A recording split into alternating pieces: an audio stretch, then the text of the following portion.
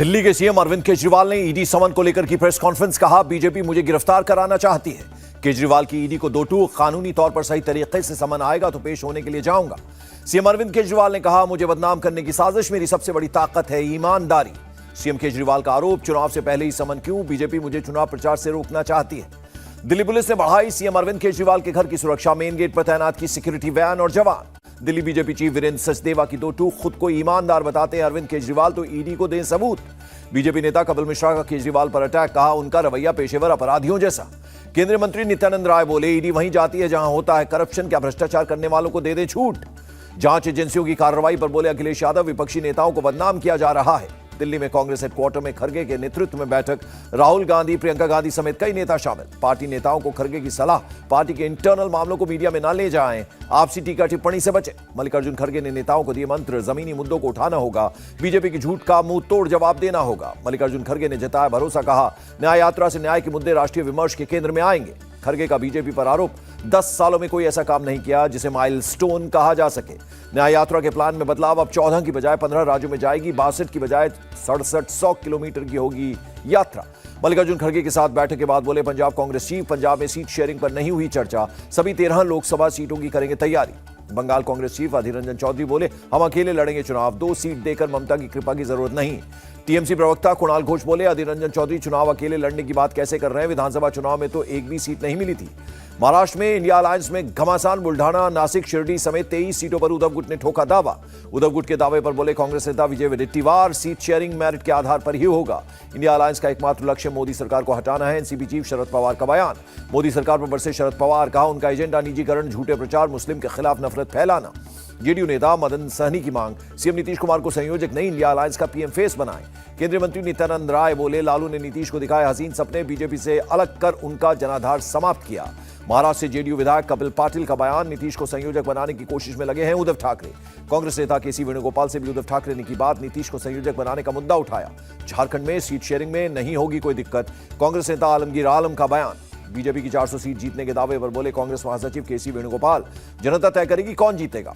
वाईएसआरटीपी chief YS Sharmila Congress में शामिल। मल्लिकार्जुन खरगे, राहुल गांधी की मौजूदगी मिली सदस्यता, अपनी पार्टी भी की मर्ज। कांग्रेस में शामिल होने के बाद बोली वाईएस शर्मिला, कांग्रेस अभी भी देश की सबसे बड़ी धर्मनिरपेक्ष पार्टी। केरल में लोकसभा चुनाव पर कांग्रेस नेता वीडी सतीसन का दावा, एलडीएफ और यूडीएफ के बीच होगा चुनाव, बीजेपी के लिए नहीं होगा कोई मौका। कांग्रेस मैनिफेस्टो कमेटी की बैठक के बाद बोले इमरान प्रताप गढ़ी, जनता से बात कर बनाएंगे मैनिफेस्टो। कांग्रेस मैनिफेस्टो कमेटी की अगली बैठक 11 जनवरी को होगी। पी चिदम्बरम बोले, आज की बैठक में मैनिफेस्टो के ड्राफ्ट पर सदस्यों ने रखी है राय। खरगे के घर कांग्रेस अलायंस कमेटी की भी बैठक, राहुल गांधी, अशोक गहलोत समेत कई नेता हुए शामिल। बीजेपी चीफ जेपी नड्डा का कल हिमाचल प्रदेश का दौरा, शिमला और सोलन में करेंगे रोड शो। 6 जनवरी से 3 दिन के गुजरात दौरे पर होंगे अरविंद केजरीवाल, कई कार्यकर्ता सम्मेलनों में लेंगे हिस्सा। पीएम ने अपने लक्षद्वीप दौरे की तस्वीरें की शेयर, सर्कलिंग भी करते दिखे पीएम की तस्वीरों पर कांग्रेस ने साधा निशाना, कहा जिम्मेदारियों से भागने में माहिर है पीएम। 13 फरवरी को यूएई दौरे पर जाएंगे प्रधानमंत्री नरेंद्र मोदी, अबुधाबी में ऐलान, मोदी के नाम से है प्रोग्राम। भारत दौरे पर आएंगे यूएई के राष्ट्रपति मोहम्मद नहयान। 9 जनवरी को अहमदाबाद में पीएम मोदी के साथ करेंगे रोड शो। अहमदाबाद एयरपोर्ट से साबरमती आश्रम तक होगा road show. 7 kilometre road show में साथ रहेंगे मोदी और मोहम्मद नहयान। 5 जनवरी को पीएम के राजस्थान दौरे को लेकर तैयारियां तेज, सीएम भजन लाल ने तैयारियों का लिया जायजा। पीएम बनने के बाद पहली बार राजस्थान बीजेपी के दफ्तर जाएंगे नरेंद्र मोदी। लोकसभा की 25 सीटों पर होगी चर्चा। जयपुर में ही डीजीपी और आईजीपी कॉन्फ्रेंस में हिस्सा लेंगे प्रधानमंत्री। 6 और 7 जनवरी को है प्रोग्राम। दिल्ली के विज्ञान भवन में सहकार से समृद्धि कार्यक्रम, केंद्रीय गृह मंत्री अमित शाह हुए शामिल। कार्यक्रम में बोले अमित शाह, पीएम ने किसानों को सौंपा जिम्मा, 2027 तक दलहन उत्पादन में भारत को बनाना है आत्मनिर्भर। दिल्ली में गृह मंत्री अमित शाह से मिले ओम प्रकाश राजभर जाति को एसटी में शामिल करने की मांग की। काठमांडू में भारत नेपाल ज्वाइंट कमीशन की मीटिंग, पीएम प्रचंड और एस जयशंकर की अगुवाई में मिले दोनों देशों के प्रतिनिधिमंडल। दिल्ली में नौसेना का कार्यक्रम, नेवी स्टाफ के वाइस चीफ दिनेश त्रिपाठी को दिया गया guard of honour. PM Modi ने शेयर किया हंसराज रघुवंशी का भजन, लिखा प्रभु श्रीराम के स्वागत को लेकर पूरा देश राममय। यूपी की जेल मंत्री धर्मवीर प्रजापति बोले, रामलला प्राण प्रतिष्ठा का सभी जेलों में होगा सीधा प्रसारण। एनसीपी चीफ शरद पवार का बयान, राम मंदिर प्राण प्रतिष्ठा के लिए नहीं मिला निमंत्रण, वैसे भी मैं पूजा पाठ से दूर रहता हूं। राजस्थान के पूर्व सीएम अशोक गहलोत का बयान, चुनाव जीतने के लिए मंदिर पर हो रही है राजनीति। कांग्रेस विधायक इरफान अंसारी का बयान, मैं दिल चीर के दिखा दूं तो राम निकलेंगे, बीजेपी राम का राजतिलक इस्तेमाल करती है। इरफान अंसारी बोले, मैंने अपने विधानसभा में किया है, जो भी रामलला का दर्शन करना चाहता है मेरी तरफ से पूरी यात्रा फ्री होगी। सीएम ममता बनर्जी ने राम मंदिर पर तृणमूल कांग्रेस नेताओं को बयान देने से किया मना। माजिद मेमन ने दी जानकारी। महाराष्ट्र के मंत्री मंगल प्रभात लोढ़ा का सीएम शिंदे को लेटर। राम मंदिर प्राण प्रतिष्ठा के दिन राज्य में छुट्टी घोषित करने की अपील की। भगवान राम को मांसाहारी बताने पर जितेंद्र आह्वाड़ की बढ़ सकती है मुश्किलें। बीजेपी नेता राम कदम ने थाने में दर्ज कराई शिकायत। जितेंद्र आह्वाड़ के खिलाफ घाटकोपर पुलिस स्टेशन के बाहर बीजेपी का प्रदर्शन, गिरफ्तारी की मांग। बीजेपी विधायक राम कदम बोले, राम मंदिर बनता देख बौखलाए विपक्षी नेता, इसीलिए दे रहे हैं ऐसे बयान। आह्वाड़ के बयान पर बोले आचार्य सत्येंद्र दास, उनका बयान पूरी तरह से झूठ। वनवास के दौरान शाकाहारी भोजन करते थे प्रभु श्री राम। विश्व हिंदू प्रवक्ता विनोद बंसल की मांग, जितेंद्र आह्वाड़ पर हो सख्त कार्रवाई। जितेंद्र आह्वाड़ ने अपने बयान के लिए माफी मांगी। कहा, किसी की भावना आहत हुई तो खेद व्यक्त करता हूं। केंद्रीय मंत्री गिरिराज सिंह बोले, आह्वाड़ ने डर से मांगी माफी। आज का युवा राम का अपमान बर्दाश्त नहीं करेगा। एनसीपी नेता एकनाथ खड़से ने आह्वाड़ को दी सलाह, का चुनाव आने वाला है, ऐसे मुद्दों पर बोलने से बचना चाहिए। मधुबनी में डिप्टी सीएम तेजस्वी यादव ने राम मंदिर पर उठाए सवाल, कहा, पैर कटेगा तो अस्पताल जाएंगे या फिर मंदिर में पंडित के पास। कर्नाटक के चिकमंगलुरु में बीजेपी नेता सीटी रवि का पुलिस स्टेशन के सामने प्रदर्शन, श्रीकांत पुजारी की गिरफ्तारी का विरोध। बेंगलुरु में कांग्रेस कार्यकर्ताओं का प्रदर्शन, बाबरी विध्वंस मामले में गिरफ्तारी को लेकर बीजेपी पर गलत सूचना फैलाने का आरोप।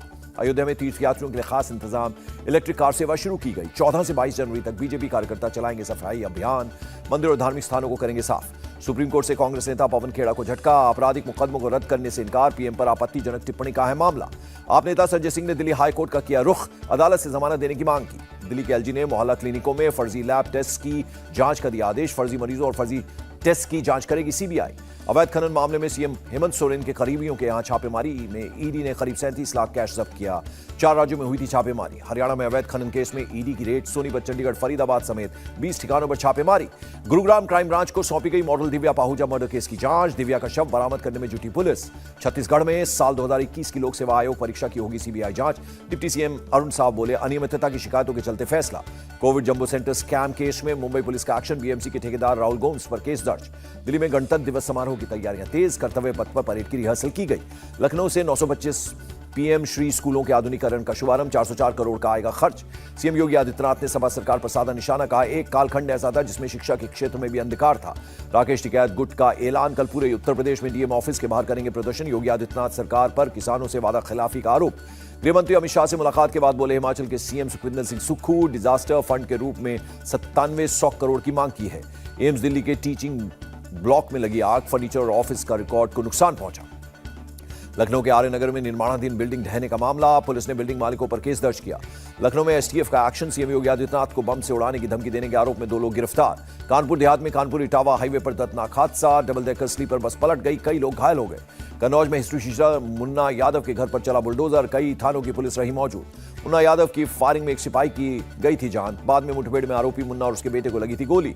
यूपी के लखीमपुर खीरी में सड़क हादसा, बस और ट्रैक्टर ट्रॉली की टक्कर, 1 की मौत, 3 लोग घायल हो गए। बंगाल के नादिया जिले के बेतई पोस्ट पर बीएसएफ को मिली सफलता, 1 करोड़ 39 लाख की कीमत के अमेरिकी डॉलर बरामद। पंजाब के मोहाली में पुलिस और बदमाशों के बीच मुठभेड़, 1 क्रिमिनल अरेस्ट, 1 के पैर में लगी गोली।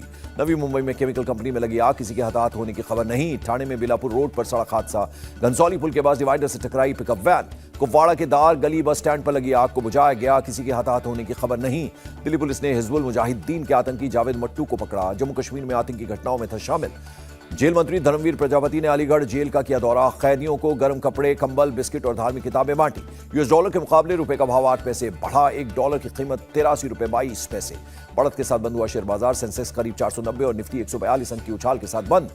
और केपटाउन में खेले गए दूसरे टेस्ट में भारत ने दक्षिण अफ्रीका को 7 विकेट से हराया, सीरीज में 1-1 से की बराबरी।